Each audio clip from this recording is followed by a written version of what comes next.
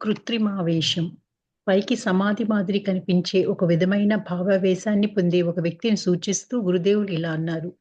నిజమైన దివ్యావేశంలో జీవుడు హృదయాంతరాళాల్లో ప్రవేశించి పరిపూర్ణ ప్రశాంతతను పొందుతాడు. కానీ ఇక్కడ మనకు కానవచ్చేది ఏమిటి? "ఓయి శాంతించు, సముదాయించుకో" ముందున్న భక్తులను ఉద్దేశిస్తూ, ఈ ఆవేశం ఎలాంటిదో మీకు తెలుసా? అరగిద్దెడు పాలను పెద్ద బూరెల మూకుడులో పోసి మరగబెట్టడం వంటిది. పైకి మూకుడు నిండా పాలున్నట్లు కనిపిస్తుంది. కానీ పొయ్యి మీద నుంచి కిందకి దింపగానే ఒక్క చుక్కైనా దానిలో ఉండదు. ఇదివరకు దానిలో ఉన్న అరగిద్దెడు పాలు కూడా అడుగంటి పోతాయి అన్నారు గురుదేవులు. అది కృత్రిమ ఆవేశం అంటే మనం కృత్రిమంగా చేసినట్టు నిజం కాదనమాట. ఆవేశం వచ్చి ఇష్టం వచ్చినట్టు మాట్లాడుతూ ఉంటారు. అది కృత్రిమంగా తెచ్చుకున్నటువంటి ఆవేశం. ఎట్లా అంటే అది పైకి సమాధిగా మాదిరిగా ఉంటాడు. కొంతమంది కళ్ళు మూసుకొని కూర్చుంటారు కదలకుండా. ఏంటో చూసేవాళ్ళకి అబ్బో వీళ్ళు సమాధి స్థితిలో ఉన్నారు అని అనుకుంటాం అనమాట. కానీ చివరికి అందులో ఏముండదు.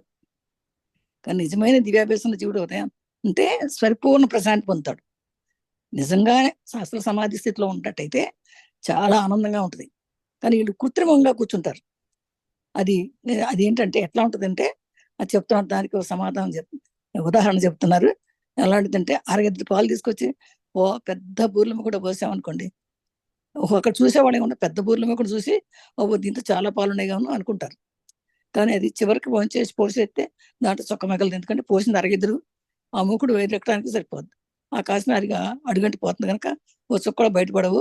అట్లాగే ఈ అనవసరంగా కూర్చుని సమాధిలో కూర్చుని ఊరికే పేరు కూర్చోవడమే కానీ వాళ్ళలో ఏమాత్రం శ్రద్ధ లేదు అని చెప్తున్నారు. దివ్య శ్రవణం, దివ్య దర్శనం. జీవాత్మ పరమాత్మల ఐక్యమని, సగుణ బ్రహ్మ దర్శనమని, బ్రహ్మ సాక్షాత్కారం 2 విధాలు. దీనిలో మొదటి జ్ఞానమని, రెండవది భక్తి అని పేర్కొనబడుతుంది. నాయనలారా, నిజంగా భగవంతుణ్ణి దర్శించవచ్చు. మనం ఇక్కడ కూర్చొని సంభాషిస్తున్నట్లే భగవంతుణ్ణి చూసి అతడితో మాట్లాడవచ్చు. నిజంగా మనస్ఫూర్తిగా చెప్తున్నాను. సగుణ బ్రహ్మ సాక్షాత్కారం తరచూ దివ్య రూపంలో కలుగుతుంది. ఆ దివ్య రూపం వినిర్మల హృదయాలకు మాత్రమే గోచరిస్తుంది. అంటే ఆ రూపాలు ఈశ్వర ప్రసాదిత భాగవత తనువుకు సంబంధించిన దివ్యమైన ఇంద్రియాలకు మాత్రమే గోచరిస్తాయి. కాబట్టి ఈ దివ్య రూపాలను సిద్ధపురుషుడే చూడగలడు. దివ్య శ్రవణం, దివ్య దర్శనం అంటే మనం ఆ ధ్యానంలో కూర్చున్నప్పుడు మనకు తెలియకుండానే దివ్య దర్శనాలు అవుతాయి. మనకు దివ్య శ్రవణం అంటే ఎక్కడి నుంచో మాటలు పడతాయి. అది కరెక్ట్. అది మాటలు పడతాయి, మనుషులు కూడా కనపడతారు. మనం అనుకుంటాం ఇది కళ వచ్చిందిలే అనుకుంటాం. అది కాదు. ఆ శక్తి ఉంటుంది అన్నమాట మన ధ్యానానికి. అందుకనే ధ్యానం చేయండి చేయండి అని చెప్పేది. ఇప్పుడు చాలా మంది ఇలా క్లాసులు చెప్తున్నారు అని అంటే ఏంటి అవి ఎక్కడి నుంచి వస్తున్నాయి వాళ్ళకి? ఆ ధ్యానం చేయమంటే. ధ్యానం చేయకపోతే క్లాస్ చెప్పలేము. అట్లా ఆ లోపల నుంచి వచ్చేది. బయట పుస్తకాలను చదివినా కూడా ఆ పుస్తకాల్లో అంతా మనం చూసి చెప్పలేము. కనుక ఎప్పుడైతే మనం ధ్యానంలో కూర్చుంటే ఆ దివ్య శ్రవణం కనపడుతుంది, ఆ దివ్య దర్శనం కనపడుతుంది. కొన్ని మాటలు కనపడతాయి, కొన్ని పాటలు కనపడతాయి, కొంతమంది మనుషులు కనపడతారు. ఎన్నో జరుగుతాయి. మనం బయట చూడనటువంటి చూస్తాం అనమాట. అలాంటివి జరుగుతుంది. ఎందుకంటే జీవాత్మ పరమాత్మ ఐక్యమయ్యి అట్లా జీవాత్మ పరమాత్మ ఐక్యమయ్యి సగుణ బ్రహ్మ దర్శనం అవుతుంది అనమాట. అంటే మనం ఆకారం కనపడిపోతుంది. ఆ ఆకారమే మనకు చూస్తాం. అంటే మన దర్శనం ఏంటనమాట? ఆ భగవంతుడు మనకు కనపడతాడు. ఆ సాక్షాత్కారం అయిపోతుందన్నమాట. మొదటిది జ్ఞానం అని, రెండోది భక్తిని. అంటే దీనికి 2 జ్ఞానము కలిగితే భక్తి ఉంటుంది. ఆ 2 ఉన్నప్పుడే అలా జరుగుతాయట. ఇంకా ఏమంటున్నారంటే నాయనలారా, నిజంగా భగవంతుని దర్శించవచ్చు. మనం అనుకుంటాం ఆ భగవంతుడు ఆయన కనపడతాడులే అని. కానీ నీకు నిజంగా శ్రద్ధ ఉంటే ఆ భగవంతుని దర్శించవచ్చు. అక్కడ సంభాషణ మాట్లాడుకోవచ్చు. ఇద్దరం కూర్చుని నువ్వు నీ ఫ్రెండ్ కూర్చొని మాట్లాడినట్టు మాడుకోవచ్చు. భగవంతుడు చూసి అతనితో మాట్లాడవచ్చు. నిజంగా మనస్ఫూర్తిగా చెప్తున్నారు అనమాట. అక్కడ కూర్చుని మనం ఎలా మాట్లాడుకున్నాం అలా మాట్లాడవచ్చట భగవంతుడితో. భగవంతుడు మనం చూడొచ్చు, మాట్లాడుకోవచ్చు అని చెప్తున్నారు. ఇక్కడ సగుణ సాక్షాత్కారం అంటే మనకు ఆ రూపం మామూలుగా దేవుడికి ఏ రూపం ఉందని రూపం లేదంటాం కదా. కానీ రూపాన్ని కనపడుతుంది మనకు. సాక్షాత్కారం కలుగుతుంది. ఎట్లా దివ్య రూపంలో కనపడుతుంది. ఆ దివ్య రూపం ఎవరికి కనపడుతుంది అనమాట? అందరికీ కనపడుతుంది. ఎప్పుడైతే నిర్మలమైన హృదయం ఉంటుందో ఆ నిర్మలమైన హృదయం ఉన్నట్టు వాళ్ళకి మాత్రమే కనపడుతుంది. అంటే ఆ లోపల ఏమి ఒకళ్ళ గురించి ఒకళ్ళు చెప్పుకోకుండా, అబద్ధాలు ఆడుకోకుండా, ఏ మాత్రం దోషం లేకుండా ఉన్నటువంటి వాళ్ళకి ఆ బ్రహ్మ సాక్షాత్కారం అవుద్దట. అంటే ఆ రూపాలు ఈశ్వర భాగవత తనకు సంబంధించి దివ్యమైన ఇంద్రియాలకు మాత్రమే. అంటే ఎప్పుడు మనం ఆ భగవంతుని ప్రేమిస్తూ, ఆ భగవంతుతో మాట్లాడుతూ, ఆ భగవంతునిలో ఐక్యమైపోయి, ఆ భగవన్నామాన్ని పెట్టుకుని ఇతరులను ఎవరిని ద్వేషించకుండా, ఇతరులను కొండా అందరూ ఒకటే అనుకునే ఏకత్వ భావంతో ఉండి ధ్యానం చేసే వాళ్ళకి తప్పకుండా ఇలాంటి సంగతి ఈశ్వర ప్రసాద్ భగవంతుడు కనపడతాడు మనకేం చెప్తుంది అనమాట. కాబట్టి దివ్య రూపాలు సిద్ధ పురుషులే చూడగలరు. అందుకని సిద్ధ పురుషులైనటువంటి వాళ్ళే చూడగలరు. ఎందుకని సిద్ధ పురుషులు చూడగలరు? సిద్ధ పురుషులే అలా తదేకమైనటువంటి ధ్యానం చేస్తారు కనుక ఎప్పుడు ఒకే భక్తిలో ఉండి ఒకే ఆత్మలో ఉంటారు కనుక వాళ్ళకి మాత్రమే కనపడుతుంది అని చెప్తున్నాను. మనం కూర్చుంటే మనకే కనపడుతుంది. భగవత్ సాక్షాత్కారాన్ని పొందేవారు భగవంతుణ్ణి తమ చర్మ చక్షువులతోనో చూస్తారా అని ఒకరు ప్రశ్నించగా గురుదేవులు ఇలా జవాబిచ్చారు. చూడరు. ఈ చర్మ చక్షువులతో, ఈ భౌతిక నేత్రాలతో భగవంతుణ్ణి చూడలేరు. సాధన దశలో నీలో ప్రేమ శరీరం నిర్మితమవుతుంది. దాని కళ్ళు చెవులు ప్రేమమయాలే. వాటితో నువ్వు భగవంతుని చూసి సంభాషించవచ్చు.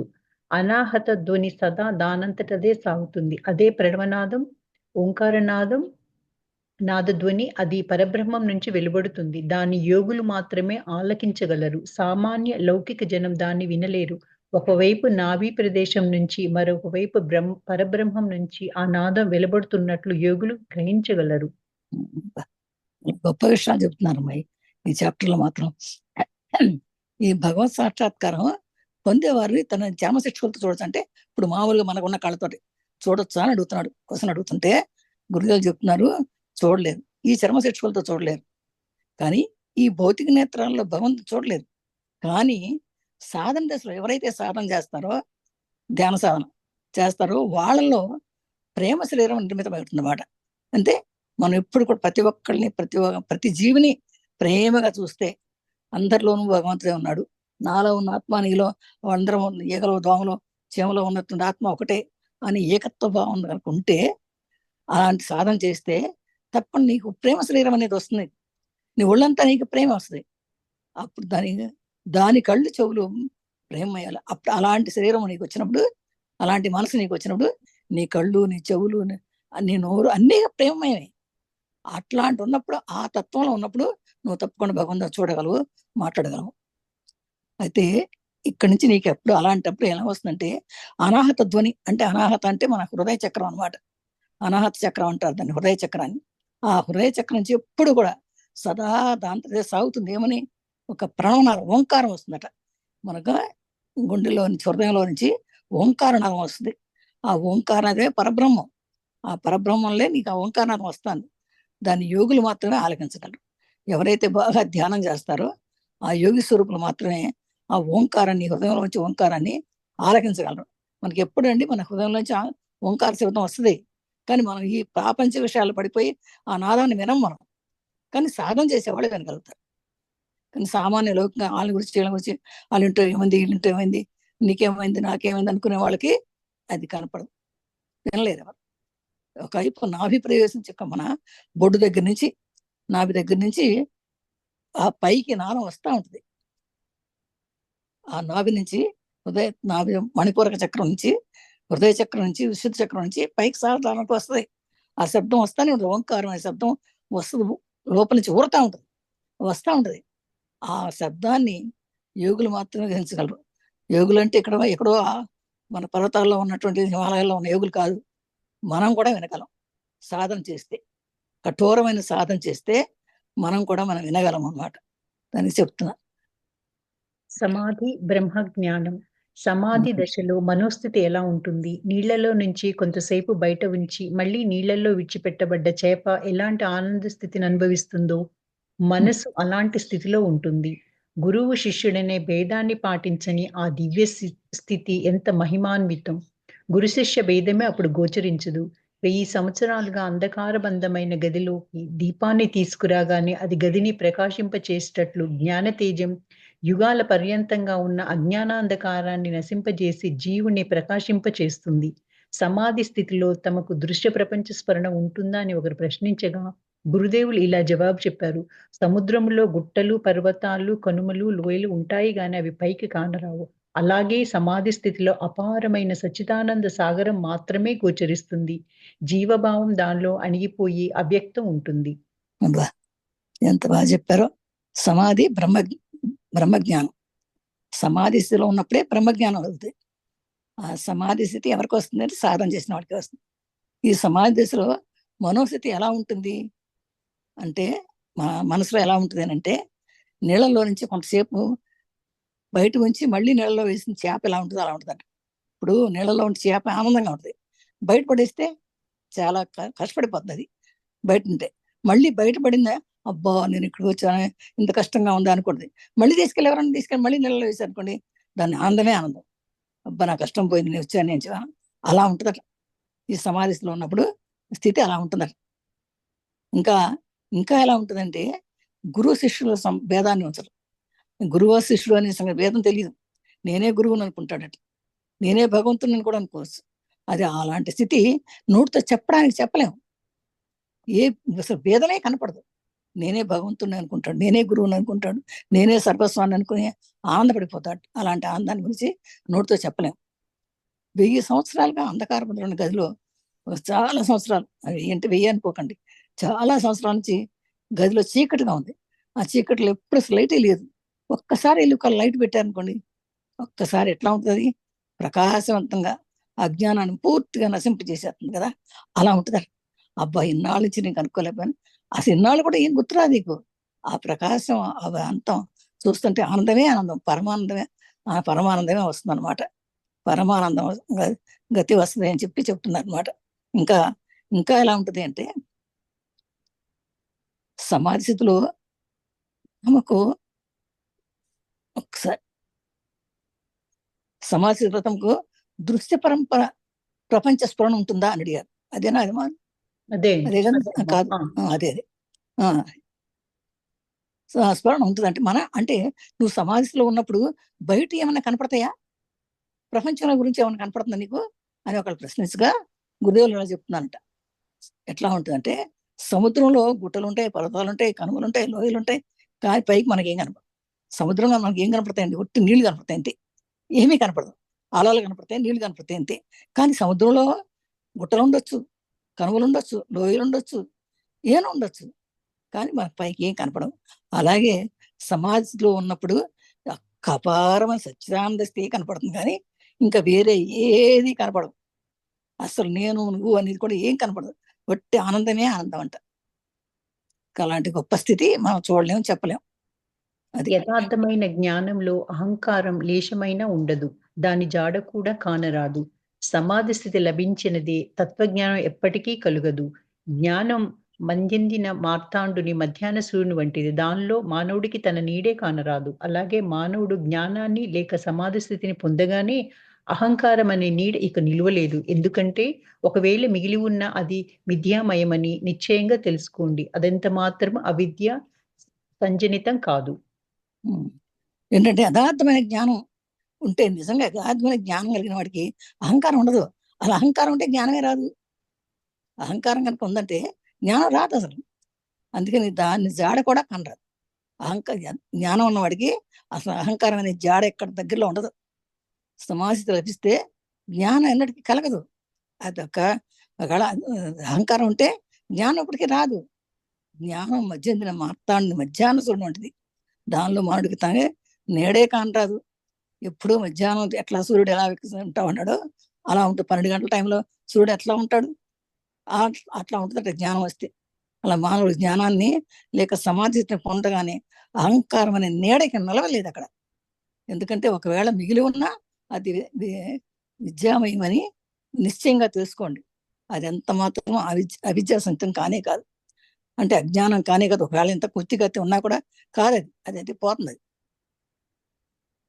బుద్ధుడు నాస్తికుడా అని ఒకరు ప్రశ్నించగా గురుదేవులు ఇలా జవాబు చెప్పారు. కాదు, అతడు నాస్తికుడు కాదు. తన అనుభూతులను అతడు వ్యక్తీకరించలేకపోయాడు. అంతేగాని మరొకటి కాదు. బుద్ధుడి అభిప్రాయం ఏమిటో మీకు తెలుసా? గాఢ ధ్యానంతో, బోధతో చిత్స్వరూపంలో ఐక్యం పొందటం, చిత్స్వరూపం అవ్వడం, అస్తిత్వం అని కానీ, నాస్తిత్వం అని కానీ చెప్పడానికి వీలు లేని అస్తిత్వ నాస్తిత్వాలకు నడుమ ఉండే ఒకానొక మహోత్కృష్టావస్థ బ్రహ్మ సాక్షాత్కారము. ఈ అస్తిత్వ నాస్తిత్వాలు ప్రకృతి వికారాలు, తత్వం ఈ రెండిటికి అతీతం. బుద్ధుడు నాస్తికుడా అని ప్రశ్నించాడు ఎవడో. ఆస్తికుడా నాస్తికుడా బుద్ధు అని అడిగారంట. అయితే అప్పుడు గురుదేవులు చెప్పారండి, అతడు నాస్తికుడు కాదు. తన అనుభూతులు అతడు వ్యక్తరించబోతాడు. అంటే నాస్తికుడు ఆస్తికుడు అంటే ఏంటి? నాస్తికుడు అంటే భగవంతుడు లేడనేవాడు. అట్లా అంటే అలా ఏమో అనలేదు కదా, ఫలానా భగవంతుడు చెప్పలేదు కనుక నాస్తికుడు అని అడిగారు అనమాట. లేదు కానీ అతను దానికి అనుభూతిలో ఆయన బయటికి ఏం చెప్పలే ఎవరికి, అంతేగాని మరొకటి కాదు. బుద్ధుడి అభిప్రాయంలో బుద్ధుడు ఇప్పుడు ఫలానా దేవుని ప్రార్థించని చెప్పలే ఇప్పుడు. అందుకని దాంతో ఆయన నాస్తికుడు అంటానికి వీల్లేదు. ఆయన అసలు ఉద్దేశం ఏంటంటే గాఢ ధ్యానంలో బోధతో చిత్స్వరూపంతో ఐక్యమందం. ఆయన చెప్పడం ఓట్టి ధ్యానమే చెప్తాడు ఆయన. ఆనాపానసతి ధ్యానం చెప్పింది బుద్ధుడే. అట్లా చెప్పండి అంటే శ్వాసమే ధ్యాసాన్ని మనం తెలుగులో చెప్పుకుంటాం, అది పాళీ భాషలో ఆనాపానసతి అంటారు అనమాట. ఆయన ఏంటంటే మీరు కేవలము ఆ భగవంతుడు ఉన్నాడు అనుకుంటే మీరు లోపలికి వెళ్ళిపోండి. మీ లోపల వెళ్ళాలంటే శ్వాస మీద ధ్యాస పెట్టి మీరు ధ్యానం చేయండి, అప్పుడే మీకు తెలుస్తుంది మీరెవరో మీకు తెలుస్తుంది అని చెప్పాడు ఆయన బుద్ధుడు. అదే మీకు కనిపించేది. అస్తిత్వం అని కానీ నాస్తిత్వం అని చెప్పడానికి వీలు లేదు. అస్తిత్వ నాస్తిత్వాల నడుము ఉండే ఒకనొక మహోత్కృష్టాస్త్రం బ్రహ్మ సాక్షాత్కారం. అంటే నాకు భగవంతుడు ఉన్నాడు లేదు ఇది అది ఇది ఈ వికారాలన్నీ పొందుతారు. ఈ రెండింటికి మీకు ఏం అవసరం లేదు. మీకు కావాలంటే ప్రశ్నలు అక్కర్లా, తర్కం అక్కర్లా. మీరు కేవలం కూర్చోండి, ధ్యానం చేయండి, శ్వాస మీద ధ్యాస పెట్టండి, మీరు లోపలికి ప్రయాణం చేయండి, అప్పుడు మీకు ఏంటో తెలుస్తుంది. ఇది అస్తిత్వం నాస్తిత్వం అనేది వద్దు, భగవంతుడు ఉన్నాడా లేదా, నాస్తికుడా ఆస్తికుడా, ఎన్ని ప్రశ్నలకు అసలు అవసరం లేదు అని ఆయన సమాధానమే చెప్పలేదు. వాటికి ధ్యానంలో కూర్చోండి అన్నాడు అంతే. జ్ఞానాజ్ఞానాలకు అతీతుడుగా అనేకత్వం యొక్క స్ఫురణే అజ్ఞానం. అంటే ఏకత్వాన్ని గ్రహించక, అద్వితీయ బ్రహ్మాన్ని ఎరుగక, భిన్నత్వాన్ని చూడడమే అజ్ఞానం. నేను విద్యావంతుణ్ణి అనే అహంకారం అజ్ఞానం వల్ల కలుగుతుంది. భగవంతుడు సర్వాంతర్యామి అని ఎరుక. అలాంటి నిశ్చయ అనేకత్వంలో ఏకత్వం ఉందనే వాస్తవిక దృష్టి ఐక్య జ్ఞానం అనబడుతుంది. భగవంతుణ్ణి తెలుసుకోవడమే విజ్ఞానం. అంటే జ్ఞానం అజ్ఞానం ఈ రెండుకి అతీతుగా నీకు జ్ఞానం ఉందా, జ్ఞానం లేదు, అజ్ఞానం ఉందా, అనవసరం అవన్నీ కూడా. ఈ అనేకత్వాలు అక్కర్లేదు నీకు. అంటే ఏకత్వాన్ని గ్రహించాలి. అంటే అందరిలో ఉంది ఒకటే, అందరిలో ఉన్న బ్రహ్మే ఉన్నాడు, అదే అద్వితీయమైన బ్రహ్మ ఉందని నీకు అందరిలో ఉన్నాడు అని భిన్నత్వాలు చూడటమే అజ్ఞానం. ఎక్కడ ఉన్నాడా భగవంతుడు లేడా, ఆ దేవుడు గొప్ప ఈ దేవుడు ఇలా అనుకున్నాం అనుకో, అది అజ్ఞానం. కానీ నేను విద్యావంతుడిని అనే అహంకారం కూడా అజ్ఞానం వల్ల అవుతుంది. భగవంతుడు సర్వాంతర్యామి అని ఎరుకుండాలి. ఇప్పుడు భగవంతుడు ఎక్కడున్నా అంటే అన్ని చోట్ల ఉన్నాడు, అతను లేనటువంటి ప్లేస్ లేదు. అలాంటి నిశ్చయం వస్తే అప్పుడు ఏకత్వం వస్తుంది. ఆ ఏకత్వం వస్తే నీకు జ్ఞానం వస్తుంది అనమాట. భగవంతుడు తెలుసుకోవడానికి విజ్ఞానం కావాలి కానీ జ్ఞానం కావాలి కానీ తర్కం కాదు అని చెప్తుంది అనమాట. నీ కాలికి ముళ్ళు కుచ్చుకుందనుకో, దాన్ని తీయడానికి మరొక ముళ్ళు కావాలి కదా! తీసిన తర్వాత రెండింటిని అవతల పారేస్తావు. కాబట్టి అజ్ఞానమనే ముల్లును ఊడదీయడానికి జ్ఞానమనే ముల్లుని తెస్తావు. ఆ తర్వాత అఖండ బ్రహ్మ సాక్షాత్కారానికే జ్ఞానాలు రెండిటిని కూడా తోసి రాజంటావు. అద్భుతం.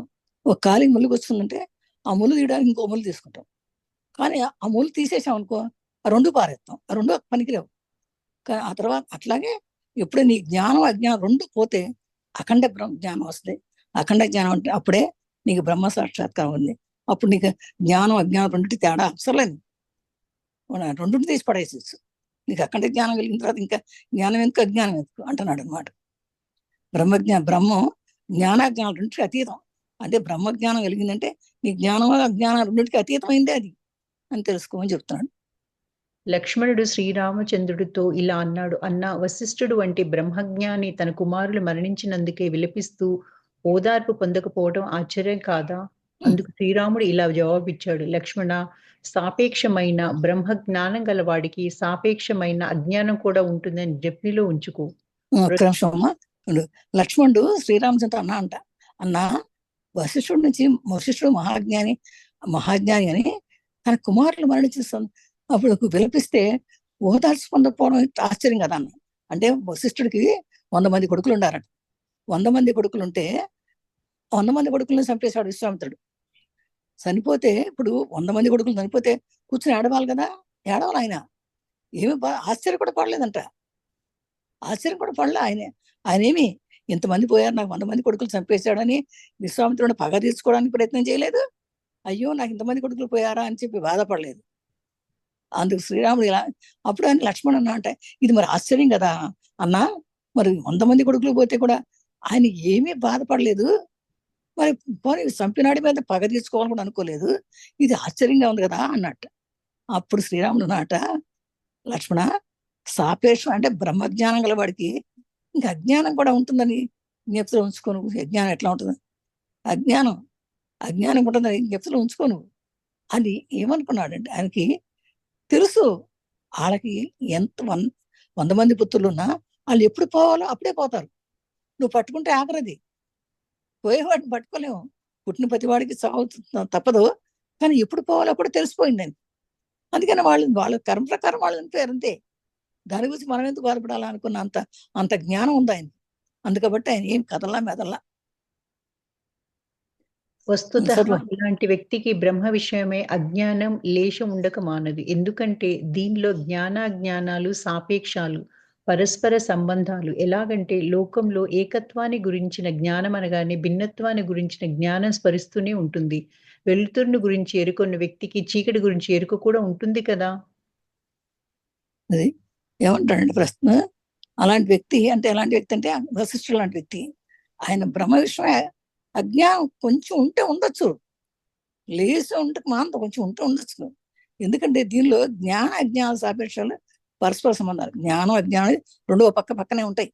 ఎలాగంటే లోకంలో ఏకత్వాన్ని గురించిన జ్ఞానం కానీ భిన్నత్వాన్ని గురించిన జ్ఞానం స్ఫురిస్తుంది.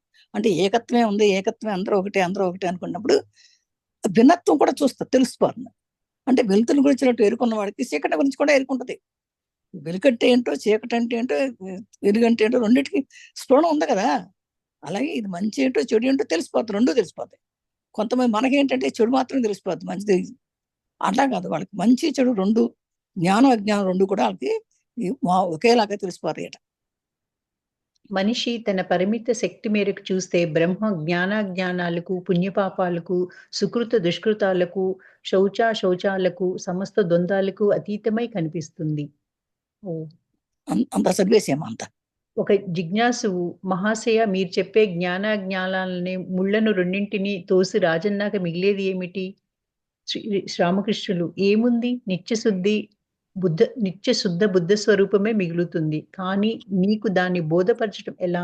నేతి రుచి ఎలా ఉంటుందని ఒకరు నిన్ను అడిగారనుకో, దాన్ని పూర్తిగా బోధపరచడం నీకు సాధ్యమవుతుందా? నేతి రుచి సరిగ్గా నేతి రుచే అని చెప్పడమే కదా నువ్వు చేయగలిగింది. ఒక కన్య తన మిత్రురాలిని ఒకప్పుడు ఇలా అడిగింది. నీ మగడు వచ్చాడు గదా! అతన్ని కలుసుకునేటప్పుడల్లా నీకు కలిగే ఆనందం ఎలాంటిదో నాకు చెప్పవా? అందుకు ఆ వివాహిత ఇలా అంది. ఓసి, నీ మగడు వచ్చాక నీకంతా బోధపడుతుందిలే. నేనిప్పుడు దాన్ని నీకు బోధపరచడం ఎలా అనింది. అది మనిషికి తన పరిమిత శక్తి తనకు తెలుసు. తనకి ఎంత పరిమితం, తన ఎంత లిమిట్ లో ఉండాలి. అంటే బ్రహ్మ జ్ఞానాలకు, పుణ్యపాపాలకు, సుఖ దుష్కరాలకు, శౌచాలకు అతీతం. అది ఎట్లా ఉండాలంటే జ్ఞానం ఎట్లా కలిగితే ఇది తేడా ఉండదు. జ్ఞానం కానీ పుణ్యపాపాలు కానీ దుష్కృతాలు సుకృతాలు కానీ శౌచాలు వీటన్నిటికీ కూడా అతీతంగా ఉంటేనే జ్ఞానం. ఒక జిజ్ఞాసు అన్నాడంట.